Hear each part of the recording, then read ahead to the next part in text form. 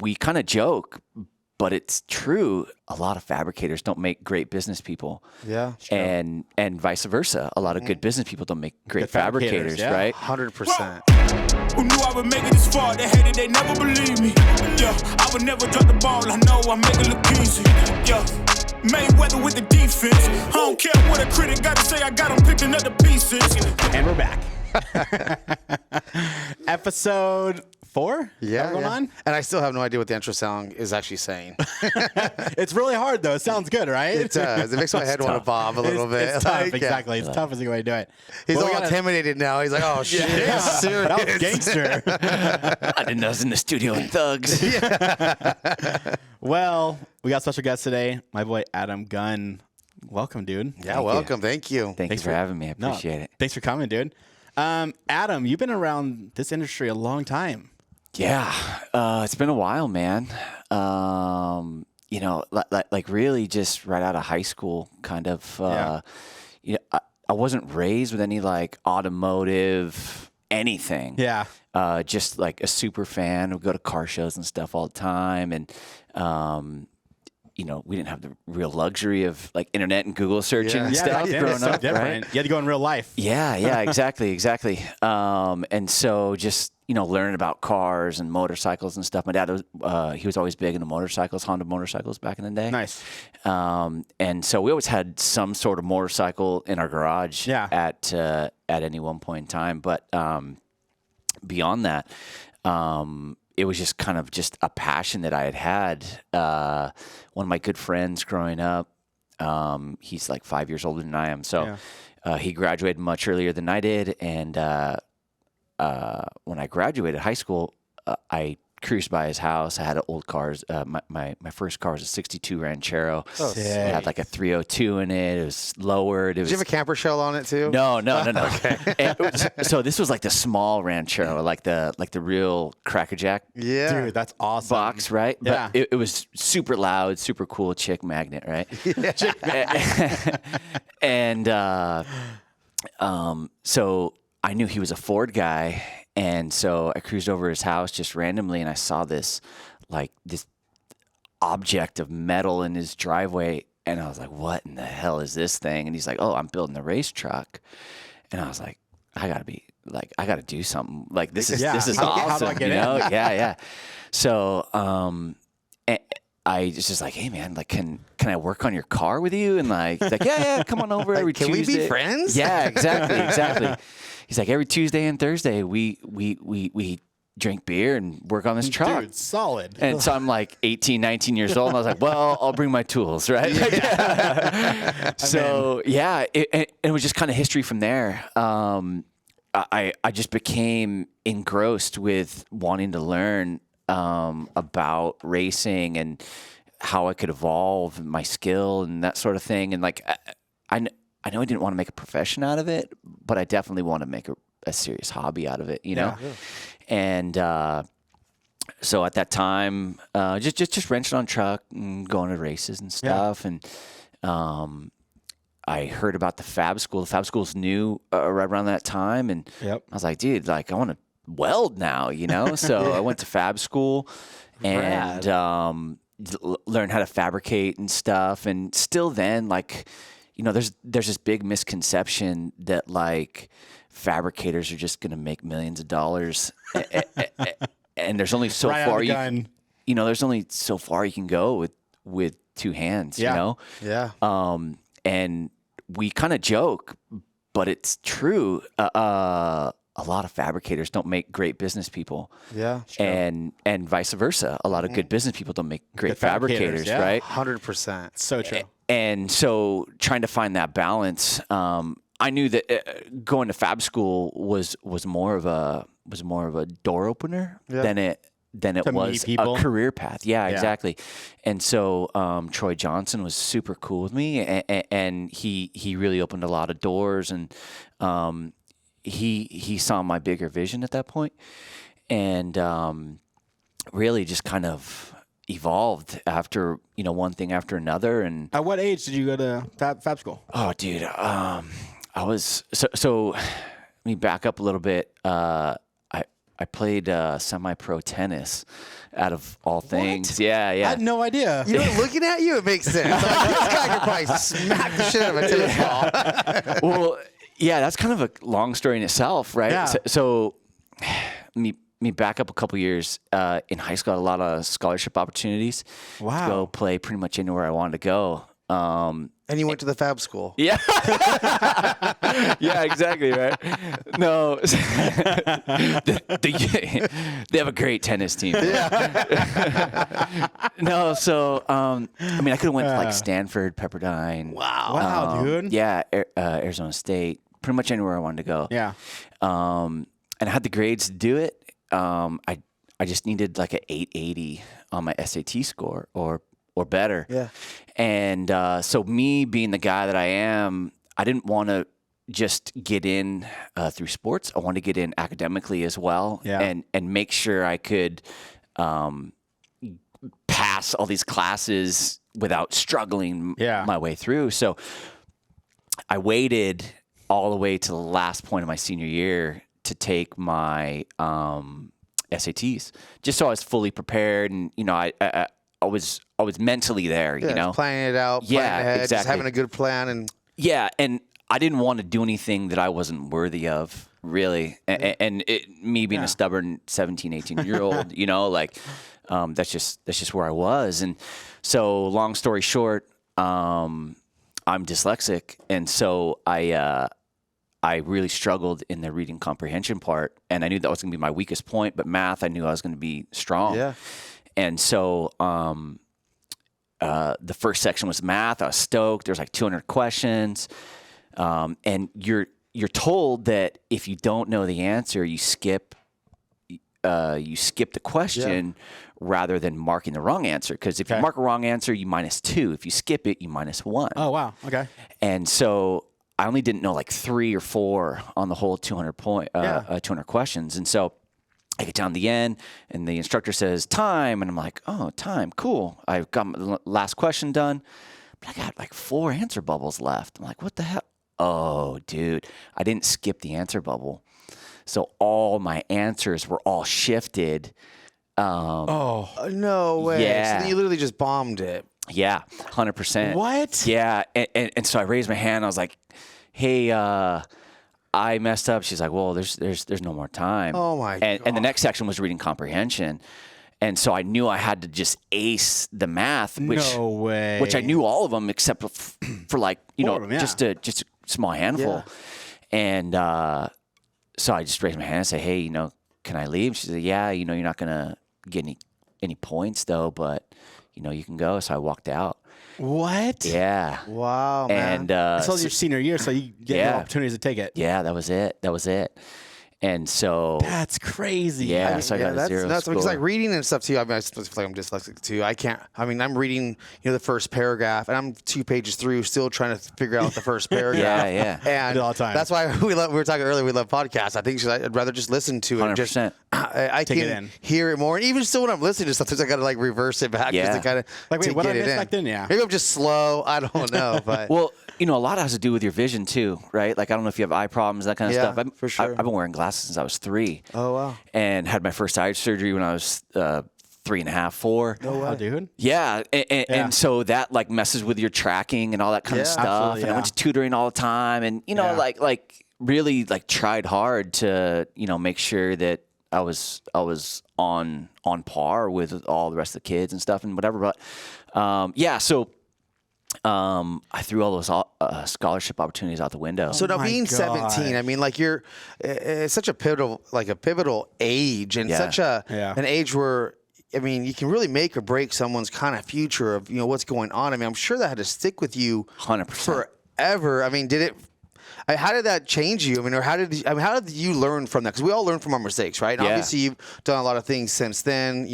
Tennis, you were very, I guess, in tennis, hardcore. I mean, being pro or semi-pro at anything takes so much hard work. Like, I'm sure that failure hurt more than ours. How did you carry that with you, or how did you apply that to the rest of your life? Yeah. So that's a great question, because when I was playing tennis, I was like in the top 200 in the United States. Wow. Like, and when you think about all the number of tennis players. That's Like unreal. that's bananas, Yeah. you know? And when you look at the tour, all those guys, if you're in the top 200, you're still making $300,000 a year. Yeah, You know, that's great. like that's From playing tennis. it's great, right? It's amazing. And yeah, it's a struggle, but to get to that point, right? And so from that day forward, I never touched another tennis racket. Still haven't. What? Yeah. And Years ago, done. I was crushed. I was Yeah. crushed, and I've always been like a pretty emotional kid, pretty emotional guy, Yeah. you know. And mentally, that has always been my biggest weakness. Is the mental strength that it takes to kind of push through those barriers, Yeah. you know. Yeah. And so I've always surrounded myself with good mentors, and that's really been a big key to my life, is just surrounding yourself with good people, Yeah. and taking a piece of everybody that you associate with and emulating that into your own personal life. Yeah. And so I had a friend who had gone through a little bit of defeat and that sort of thing in his life, and he was like, "Hey, man, you know, like just go with the flow, and you know, don't let that hold you back, and you know, just go to the next step." And so I thought, okay, community college, that's what's for me, you know. And so I went to community college and immediately found a job working for UPS right out of high school. Okay. And I worked in the evenings, went to school in the morning. Well, pretty soon, you know, I graduated high school in June, got hired in July working at UPS, and I didn't realize how much I really enjoyed working. And I've always had a job. You know, I didn't grow up with any money. My parents made an accumulation of $35,000 combined annual salary between them both, you know? And so we had the very basics.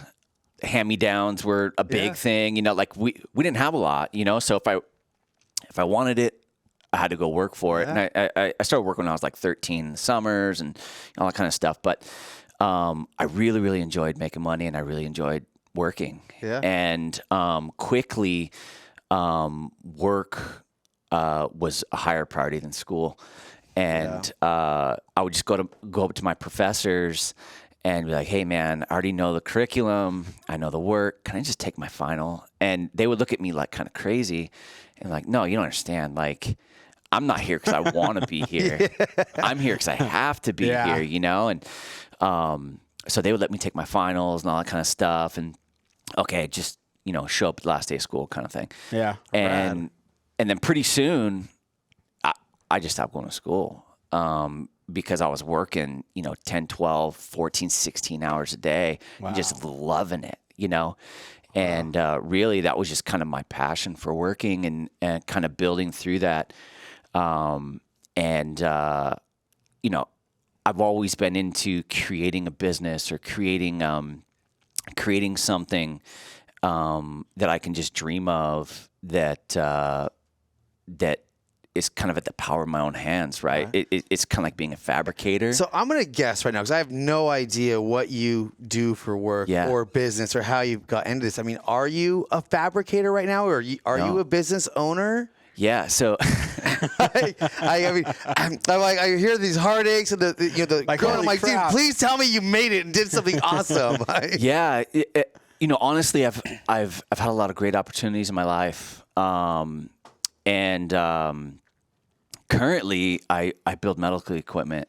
Okay. I work in the plastic mold injection world, and so we build medical equipment for the top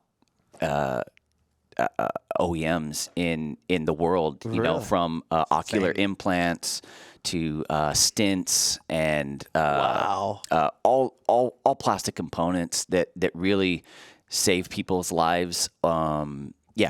Basically save people's lives. Yeah. And that is freaking awesome. Yeah, no, it's really cool.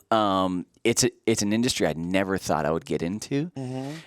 And quite honestly, I think it's a very, very underestimated industry. Yeah. When you think about plastics, and I mean, look at these headphones. We've got plastic everywhere. Like, somebody had to make these.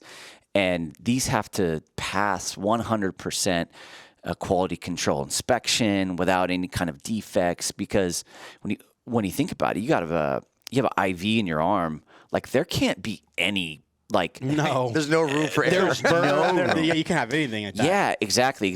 Like if you're welding something, you can kind of weld it, sand it down, do it again. Like there's only one time you get an ocular implant in your eye. That's crazy. And so That's awesome, man. Yeah. It's crazy to hear your story of kind of where you came from, started, and then the fab school, and like I'm totally just seeing you going in a direction of like, okay, because I had no idea really who you were, what your background was. I'm like, okay, he's got to be some just probably amazing hot rod builder or something, because you just seem so passionate and like just so into the fab and the lifestyle and just everything of the industry, I guess. Yeah. That I thought for sure that's where you're going. And when you mentioned medical equipment, wow. and the plastic, the molding, was it like rotor molding or that you do? And so we actually do plastic mold injection, which is basically the highest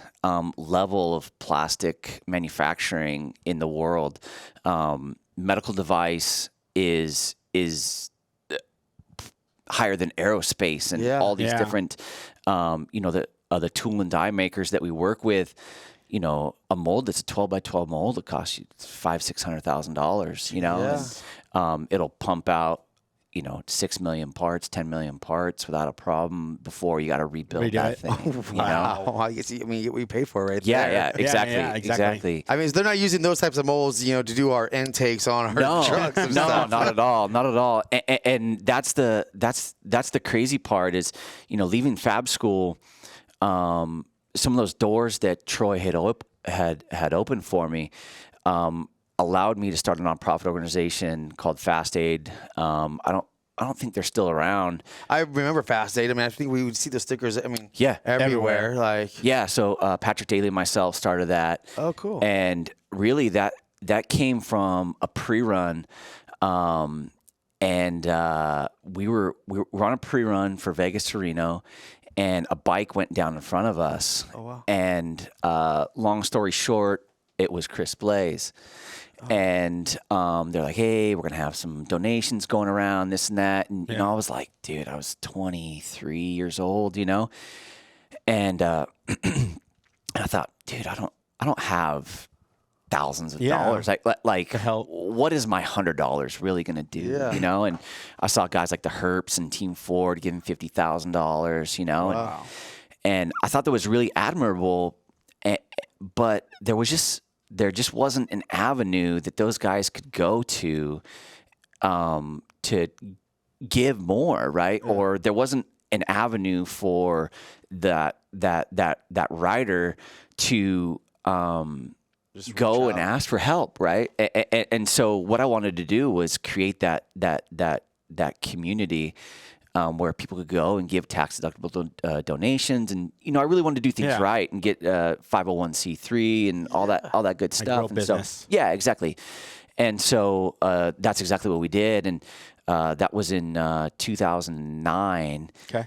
And 2010 was the big California 200 accident in Lucerne. And so thankfully we were already established at that point, and we had already had some really good contacts with guys at Monster, and just really good relationships with people that I had formed relationships with over the last 8 years or so. Wow. And we were able to jump in, and we paid for everybody's life flight, we paid for everybody's funerals, we paid for everybody's house payments, medical bills. We're all from Southern California, and we all knew someone or affected by someone. Yes. And it really, that one stung hard. I could tell you exactly where I was, exactly what I was doing, who I was with when I received the phone call, and I almost didn't believe it, until I received 6 more phone calls from like-minded people, and it was like, holy cow, and so I kept coming. Yeah, exactly. So, long story short, met a lot of people when doing Fast Aid, and ended up leaving the organization along with my partner Pat, and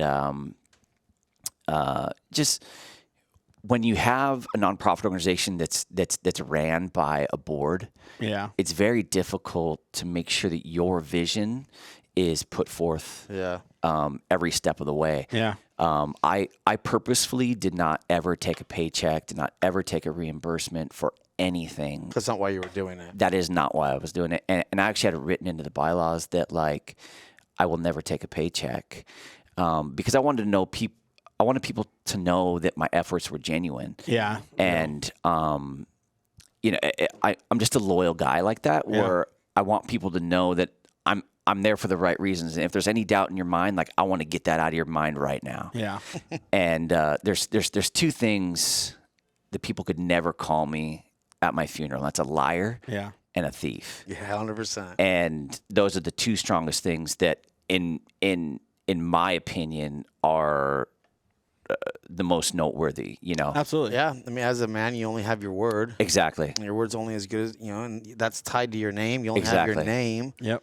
And, yeah, I mean, I agree with you completely when it comes to that. I mean, I'm extremely truthful, and I will never lie, because it's just not worth it. Lies overcome lies, and you just become like that, a different person. Yep. And then thieves, I think we all agree, they're just scum. Yeah. Yep. Yeah, there's no place on earth for people like that.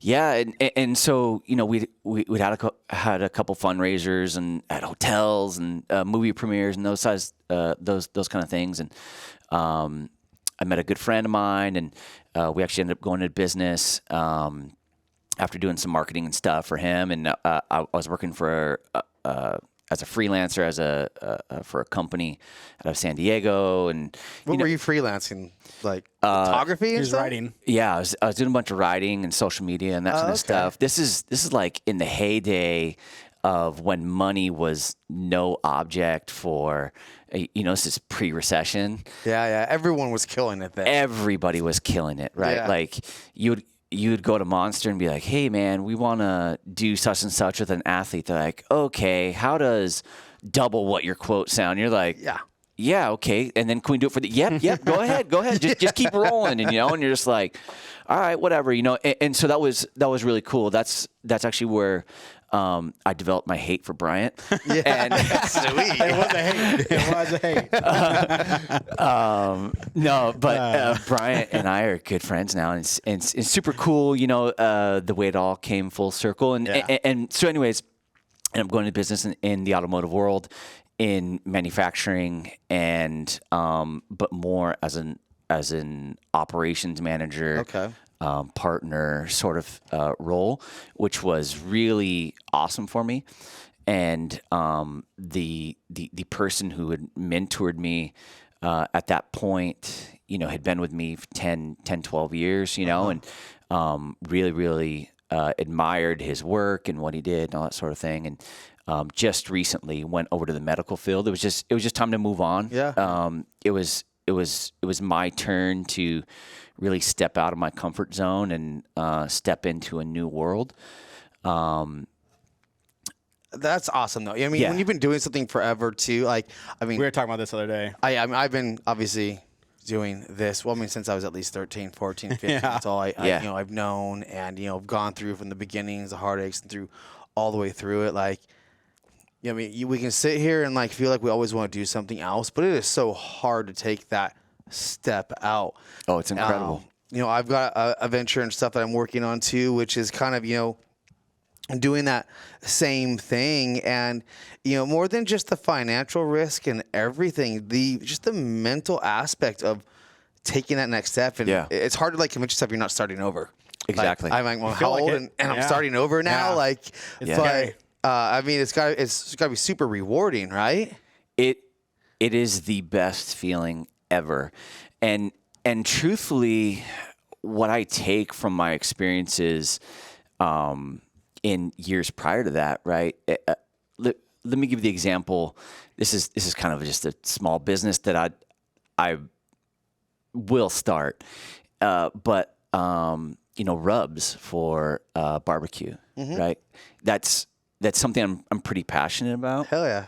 But when you think about the meat and potatoes of what that business takes, it's right up my alley, right? Like, I mean, like the plastic jars that it holds. yeah, exactly. No, so more from a business foundation standpoint, right? Like manufacturing. No, you're not welding anything together, still but manufacturing. you're manufacturing food, right? And mixing and combining and marketing. It's a recipe and a method of operation. Exactly. And everything. Like it's exactly. And basing everything off of what I've learned over the last 20 years or so, there is no end to what you can do. Even at Gibson, right? Like you guys have made exhaust since the early 90s and have been a cornerstone in the industry, right? But you as an exhaust manufacturer don't have to stop at exhaust. 100%. Your mental ability of how that business is structured can really open you up to anything, right? Like call it like scaffolding, right? Well, 100%. Well, and even just understanding the process of manufacturing. Yes. Like regardless of the materials or anything with it, just acquiring the stuff to make it work and having the mindset of putting the operations and the methods and the materials and everything blend and really just building an instruction manual for each thing you want to build and saying, here, build this. Like the rubs, like, here's my recipe. This is what I want it to be. And then having the ability to then break it down so now anyone can do it and reproduce it. Exactly. Most people can't dissect it. They start, well, and that's like sometimes you look at some of these brands or some of these people that are like famous, not famous, but have like done well online, selling parts is they went in with the idea with having no idea, kind of like the fabricators you're talking about, how a good fabricator is a good businessman, vice versa, because they only can focus on that finished product and how they're gonna. That's it, and that making sure it's they can't break it perfect, but they can't replicate it and figure out how to reproduce it. Some people have actually done better at that lately now, but for sure. Well, and I think modern technology obviously has helped that as well, right? SolidWorks is much more user friendly than any kind of like Mastercam or AutoCAD was, 15 years ago. People couldn't do that back then. And they teach it in high school, right? Like, and I think to your point, a lot of people in that position are so emotionally attached to that product or that brand that they're going to do whatever is necessary to push their narrative, regardless of the detriment of what that might cause, right? Like, even if it's a little widget keychain, they're so married to it that when outside influence or your group of 10 people who are kind of reviewing it, go, hey man, I think it should be longer or fatter, or blue or purple, whatever, and they go, nope. It's got to be this way, and that's the only way that we're going to do it, right? And take Gibson, you guys are hot rod exhaust, right? Like truck, hot rod, everything. Exactly. But now, right, as it evolves, you went, side by side. Yeah. Let's go marine. Whatever. Marine. And it's really that out of the box thinking that it takes to go, dude, I could apply this off-road, or I could apply this in the water, know? And those elements are what really push business owners, and they push businesses to the next level, or maybe it helps ignite an idea in your head for your next brand or your next business or the next venture that you're going to take in. Yeah, and I feel like I feel like there's still a lot of gaps in how you got to where you're at now that are probably super exciting and interesting. Because I'm not going to try to go down the list of all the ones you've mentioned so far. You know what I mean? But if you were to go back, to yourself at 17 when you walked out of there, from after doing your test, what advice would you give yourself at that moment? That's a great question. Because you've already seen the future, so that if you go back in time, hop in the DeLorean, man, and say, "Hey, dude." My mom was working for a school district for like 46 years, and I lived right next to my high school. My dad worked 40 hours a week. Pretty like in a warehouse, pretty much. But he worked really hard, and he worked nights, and he wasn't always able to attend everything. Yeah. But for me, education and looking at the future wasn't pressed on me enough. I'll be honest with you, I didn't know what an engineer was in high school. I don't think I did either. I thought he was the guy that drove the train. I think that's what they taught us. Right? Like, I didn't know that a mechanical engineer does X, Y, and Z. Yeah. And a civil engineer does X, Y, and Z, right? Like, in the world I'm in, we have thermoplastics engineers. And, That's so crazy. So what I would definitely say is continue, if you're a parent, asking your kids what they want to do, encourage them to get involved at a higher level, and provide those opportunities. And those opportunities don't always take money. They just take resources. Yeah. And it kind of goes back to what I was saying about taking a bit of information from those mentors around you. Maybe you've got an uncle who's an engineer, and maybe he can show you around his business. Yeah. And, maybe you've got a friend that's a civil engineer, and he can pull out a set of blueprints or something. Yeah. Something Just to show you. Yeah, exactly. So Get you intrigued on it.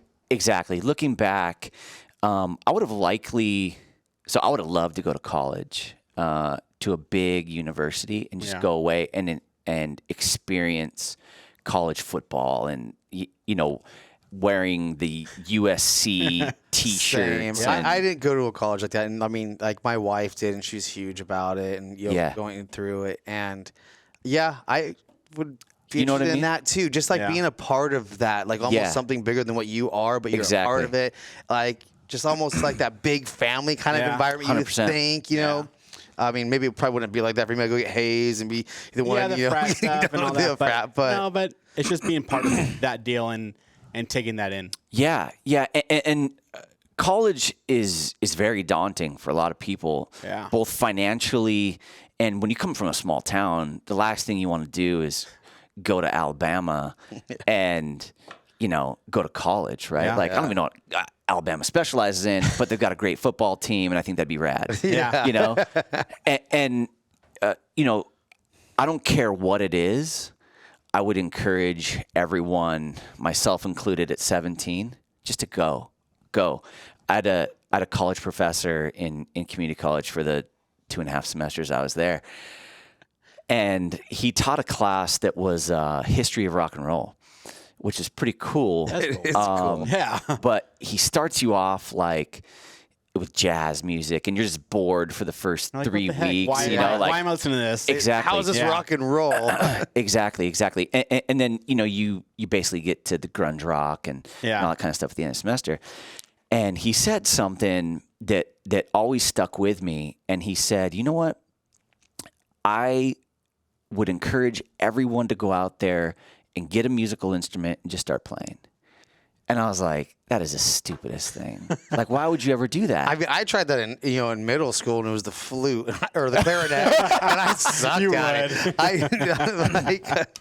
But so his angle on that, which is very valid and on a much more broad spectrum, is Jimi Hendrix would have never picked up a guitar. He was a left-handed guitar player, and he flipped a right-handed guitar upside down, and he strung it backwards. Wow. Right? Like, that's innovation. That is. Right? Just because he decided to pick it up. Right? So That's true. I guess you never know. 100%. Yeah, try right? to do it. And what kind of music could you play if I just set a piano in front of you? It's funny you say that. I always, if there was any, musical instrument I could wish to play or take lessons to, it would be the piano. That's a panty dropper. That's what I said. I'm like, can you imagine being like in the piano bars, just sending it? Yeah. Or like you're on a first date, she walks in, you're just Exactly. 100%. More than a guitar, I think you just kill it. 100%. Dude, I had a friend that we used to go to the bar, and man, he was walking there. I'm like, that's dope. Like, I wish I could do that. It's like being one of those layovers in an airport. Dude. You be friends with everyone you want to be friends. Exactly. Somebody just names a song. Yeah. Bust it out real quick. No, but he had a really good valid point, and the sounds that would come from your fingers would be different than what come from my fingers. Would be different from your fingers. Now, if that piano sat in front of you every single day, there's no way you're not going to touch it, right? True. Yeah, true. And think of how music has helped people either get through a situation or maybe even relate, right? Like you daily, man. Yeah, like I share a story often with my close friends about an event that happened in my life.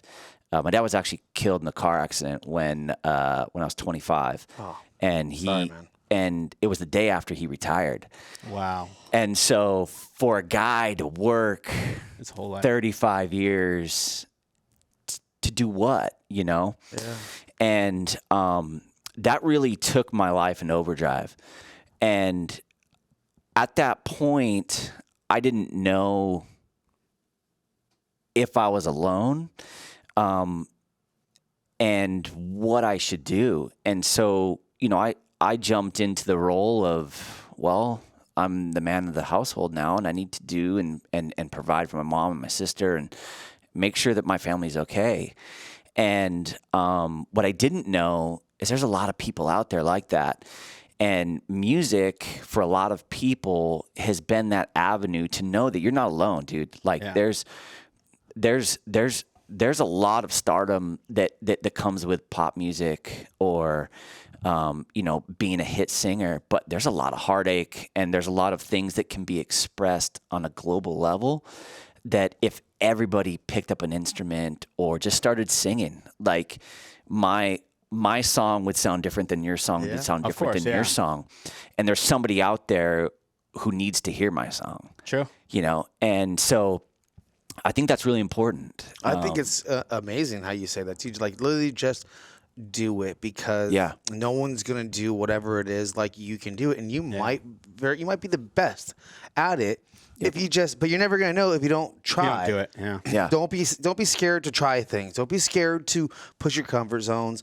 Keep going and 100%. Go back to yourself. When you're 17 and tell your person 17, everything's gonna be all right. Just keep doing it. Work hard and move forward. Yep. Just keep pushing forward. Keep pushing forward. And for a lot of us who didn't grow up in households with a bunch of expendable income, like that's how we move through life. Is we put our head down and we work hard and we make shit happen. Yeah, that's awesome, man. So I think you were in the automotive industry for quite a while. Yeah. Where did you see it? Because you recently got out of it. Yeah. But where did you see it go over the time you were there? I mean, mainly you were in a lot of the off-road side of things. Yeah. But where do you see it grow to where it is kind of today? Yeah. So this is something I think about often, especially with people in the industry. When you look at a cornerstone event or company like SEMA, right? Yeah. SEMA of the early 2000s was bananas. That was amazing. It was like, if you weren't there, you weren't anywhere. 100%. Now, we don't even know if SEMA is going to happen next year. And can a company like SEMA exist in its current structure? Now, I'm not that in tune with that side of the business, but from an outsider's perspective, like that's a staple of how people introduced parts. Yeah. I mean, $1 million cars. Absolutely. To go show to a bunch of people in Vegas. Yeah. Mm-hmm. Like when you think about that, that is ridiculous. Yes. You know what I mean? Right? Let alone spending $1 million for the booth. For the booth. Yeah. Oh, yeah. That's the craziest part, right? So when I look at that industry, I get really excited because I see people thinking differently than they always have. Because the thing I hate to hear is, well, that's the way we've always done it. I hate that. Just how it's been. Yeah, and so people have taken new avenues to promote their products or launch new models or, do those sort of things. And maybe it makes financial sense, or maybe it's just like, dude, there's 100,000 people going to this soccer game, and I'm going to park this outside where they have to get through there, to see it. And now you're opening up, whatever, all these soccer fans to it, or Overland Expo is a great example. That was kind of a hidden gem among what we do. Now, you can't take dubs to Overland Expo, so it's for a very niche group of businesses. But still, that's a huge, even for Gibson. I mean, that would be huge for Gibson because that's probably 70% of your buyers. What? Trucks and trucks, off SUVs, off-road, everything. Well, and that was the thing is, you back in the day, like with SEMA, it was a way for you to introduce your new parts. Yeah. That was, that you were going back with floppy disk and stuff, right? Like there was email was still very new. Photos weren't being sent. Like all your data, all your new products, you were handing to the buyers there. It was the mecca of exchanging new products, negotiating deals, taking orders. Yep. But now, you literally, if you introduce a new product at SEMA, you waited to late. Release it. And you're already too late because it's out there. You literally, within an hour's worth of time, you can have that thing blasted out everywhere on your website, everywhere. Every one of your dealers already has it, can have it uploaded. Yeah. Yep. And so it almost took away the value of what SEMA was. Exactly. And what it really is. And that's where they struggle. In my opinion, open it up to the public, and it becomes the one time a year when the industry is all in one spot and the consumer can buy direct. Go get your apparel, go buy direct, go talk to them. Like, it's that largest show of what it's kind of. It's trying to be that when you think about all the feature vehicles and all the public trying to get in. Yeah. It's trying to. Yep. But SEMA isn't allowing it. And maybe it's probably because they know things that I don't know. And there's other stuff to it in politics. There's a lot of very old brands there still. Yeah. It's a trade show. Yeah, it's definitely not easy. That's for sure. And even when you take like a company like Edelbrock, like their booth was a mile long. Yeah. You know what I mean? And they'd have 50 people there, and all sorts of, and you're just like, holy mackerel! And you could spend 2 hours in their booth and already have your next hot rod built. You know, and everything. I don't think companies like that, just to your point, are benefiting from SEMA in that sort of capacity. Unless you just got a really giant marketing budget that you just got to spend the money somewhere and you need to write it off so you go. But it's hard. It's hard to do. It's hard to work. It's hard to set up. It's a lot of work. And I hate to put it on COVID, but COVID brought a lot of other opportunities to the surface. Brought a lot of light, man. People seeing different things. And I was like, oh, wow, well, I didn't do it for 2 years. Yeah. So why am I going to spend all this money now on something when I actually made more money? Exactly. I saved the money by not going, and I made more money on top of it. Yep. I didn't go, I was going for 26 years in a row, never missed a SEMA, right? And to the point where I just really kind of almost despise it at a certain point. But back in the 2000s, it was so much fun, but I was, much, much younger. And, I was able to enjoy it every night. Your feet started hurting in September. 100%. You always came home sick, from running. But we opted out for the first time ever right before COVID to not go. Yeah. Just, hey, we're going to take our bye year, right? Then COVID hit. And then COVID, they shut it down. Mm-hmm. Then the following year, well, I can take a bye year again. So for 3 years straight, we didn't go. Yeah. And we're going this year. And I'm not 100% sure why we're going. Yeah. It might be because we have seniority after doing it for so long. It helps our booth selection and stuff. Part of it is I want to, there's a time like in the recession times, 08, 09, when it sucked and you thought the industry was just going to end.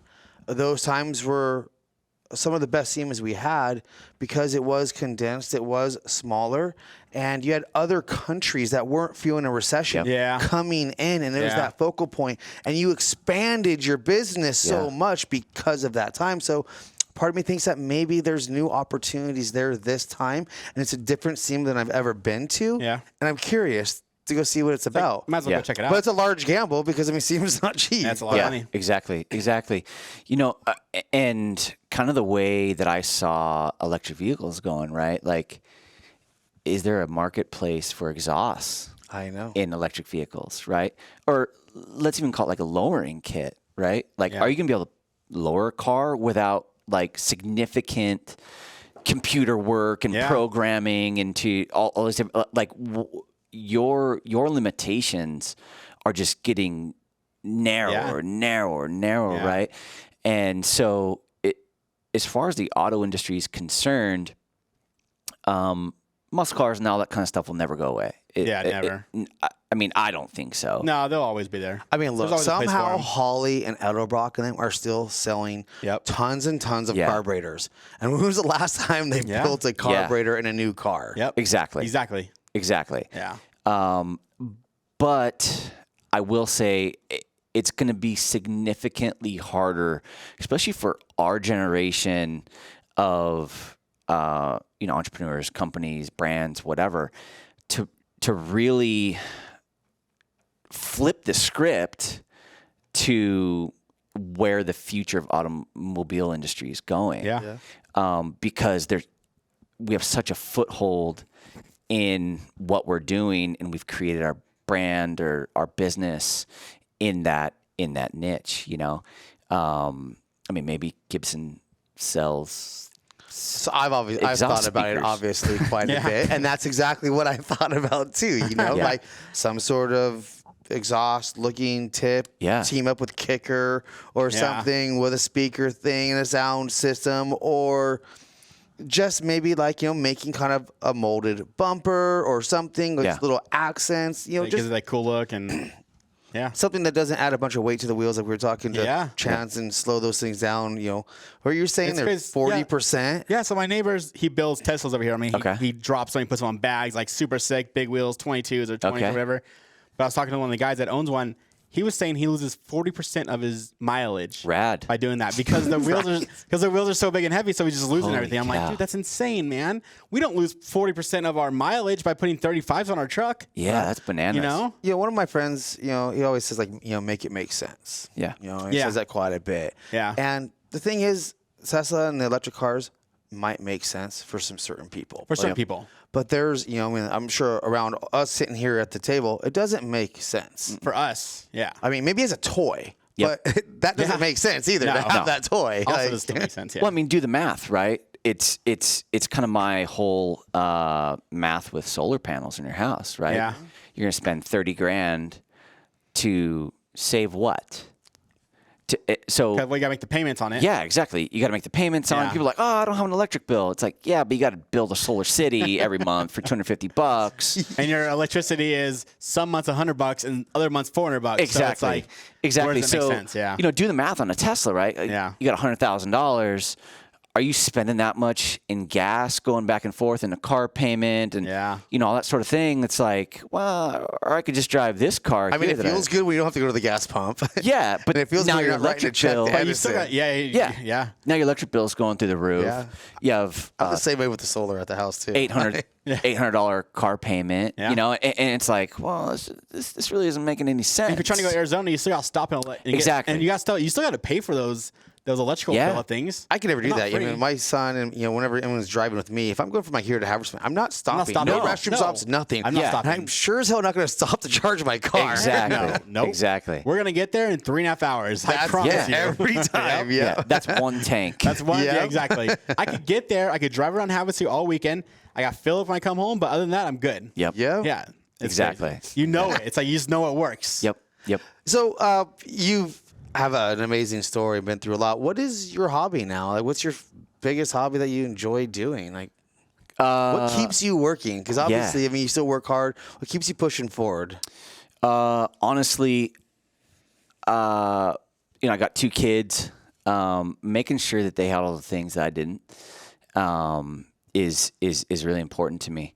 But also, I freaking love working, and I'm a workaholic. Yeah. And there have been a lot of negative things that are associated with working too much. I mean, I should have been divorced 10 times now. Business not easy. Yeah. And when you're putting in, 14, 16 hours a day, There's no time off. You never clock out. No, there's just, and I liked it, and that's kind of the sickness of it. Yeah. But since going into the medical industry, I've been able to work, half days, only 12 hours a day, and best. Yeah, exactly. No, but having that ability to recognize what's in front of you and enjoy things, and it sounds so stupid, but I've really, really, really enjoyed sunrises and sunsets. Those have more meaning to me now than ever before. Okay, if you could pick one though, sunrise or sunset. So I'm not a morning person at all, but I never knew how beautiful a sunrise was. The sun always shines brightest in the morning. Dude, It is insane. Cameron Steele, a good friend of mine, he had said one time, like, dude, no matter what happens, that sun is gonna rise. Like, Yeah, I that's guarantee it. Yeah. And it was like, oh, okay, he's just saying to this because he's an old guy, or whatever, right? But It's sad saying Cameron's old nowadays. but it's true, man. And I despise the mornings so much, and kind of going back to the mental fortitude being my weakest point. I went through a really tough mental year in 21. It's probably my toughest mental year I've ever had, and I never understood the importance of a sunrise or a sunset, and kind of putting the day to bed, and waking up. And I've always been a real positive guy, and kind of my tagline is "living the dream." And everybody asks how I'm doing. It's always living the dream, because truly I am. I'm very, very fortunate to get to do what I get to do, and wake up and kiss my kids and all that sort of thing. And it was my wife. She holds our house together, and she's really the cornerstone of our family. And she gets after me, and we have our disagreements, and marriage is not easy by any means. And I remember one time my son was unhappy, and he was kind of acting out, and he's a very good kid. And when I say acting out, he wasn't like graffitiing or anything. He's 9, so Not tagging up. yeah, exactly. But he just needed some attention. Yeah. And my wife looked at me and she says, "You know what? He doesn't care how much money we have in our bank. He doesn't care what kind of medical insurance we have. He doesn't care what kind of car we drive. He doesn't care what kind of house we live in. All he knows is you're not there." Wow. True. And I was like, That's gonna just crush you. boy. Because you're doing all that stuff for him. Yes. Like everything you're doing, Yeah. all that stuff you just said he doesn't care about, you're doing for him. But it's Yeah. perspective, though. It really is. Well, It's with life. I think everything's perspective. yeah. For you, you're doing everything for him. 100%. But you're not there. So yeah. so you're actually, what you're doing is bad. Yes. It's not a good thing what you're doing. So I get it 100%. Yeah. Right motive, right everything. Yeah. Exactly. You want it to be right, Yep. but what's really right? Well, and put the shoe on his foot, right? So my dad worked for 36 years to die the day after he worked, the day after he retired, right? He missed out on a lot of my life because he was working. So let's just say, the man upstairs has a different plan for me, and I've worked all my life, and he doesn't get to experience it as an adult where he can really appreciate the time that I've put in. Yeah. All he knows is the time now. Yeah. Monday was the first day I've ever taken my kids the first day of school. Wow. Damn. Talk about That's cool. priorities. Yeah. You're probably just tearing up, sitting there at the school doing his Dude. Yeah. My daughter has a loose tooth right now, and we're kind of joking around and whatever. And I stopped and I thought, dude, I've never pulled my kid's tooth out. like simple stuff. Yeah, it's that little thing. Yeah, little things. You really miss a lot of life when you're so focused on providing that better life for them. That's what they call it, a workaholic, right? 100%. Yeah. And it's that makes sense. It's something I've always prided myself on, and I probably shouldn't have. Now, what is it though with the workaholic? Is it the sense of completion, or is it just the unfinished business that you want to get to? Yeah, both. Yeah, and that is probably the toughest balance, right? Like, okay, I'm just going to work until I finish this job. Mm-hmm. I'm just going to work till I send this email. I'm just going to work till I get this done. Oh, yeah. And as soon as you send that email, guess what's in your email inbox? More work. More work. Yeah. The work never stops. It never stops. And when it stops, you better be scared. That's why I give myself some small, tedious jobs every once in a while just so I can sit there and go from start to finish on something and get that sense of completion. And it can be literally the most basic thing, like just fixing a Word document or something, but I can start and finish it because otherwise everything's always actively working and it's never especially in manufacturing. Yeah, it's never finished. It's always going. It's always moving, and you're always just trying to make it better. Yep. And occasionally you try to make it a lot better, which creates a lot more work and then a lot more stress and a lot more headache and a lot more unknowns. And then we're like, then you almost thrive for that though, because you're like we can complain about stress and all we want and that being busy and everything, but then those specific moments where you're sitting there and all of a sudden you have nothing to do, you like feel lost. Yeah. You do. And you have to just create something to go start doing. We're going into farm equipment. Yeah, exactly. You're like, I don't know what to do with myself because it's done. But then you almost at a certain point start creating stuff to get done, and you just almost become micromanaging, right? Yep. And you just almost start creating problems so you can fix them. Yeah. I've never only had one job. Yeah. Until now, and it's the craziest feeling. And I kind of feel like I'm on vacation, to be honest with you. Yeah. I remember when I transferred into the new field and all that sort of thing, kind of began my career path there. And the first week, I was off at like 3 o'clock or whatever, and I get home. The kids get home from school, and they're like, "Did you go to work today?" And I'm like, "Yeah, I did." They're like, "Are you going back?" No. All right, like. Typically, I'd get home when it's dark, and they'd be sleeping. I'd kiss them, and they'd kind of open their eye. Hey, what's up? And go to bed, take a shower, and be out before they got up. And so it's the work never ends. I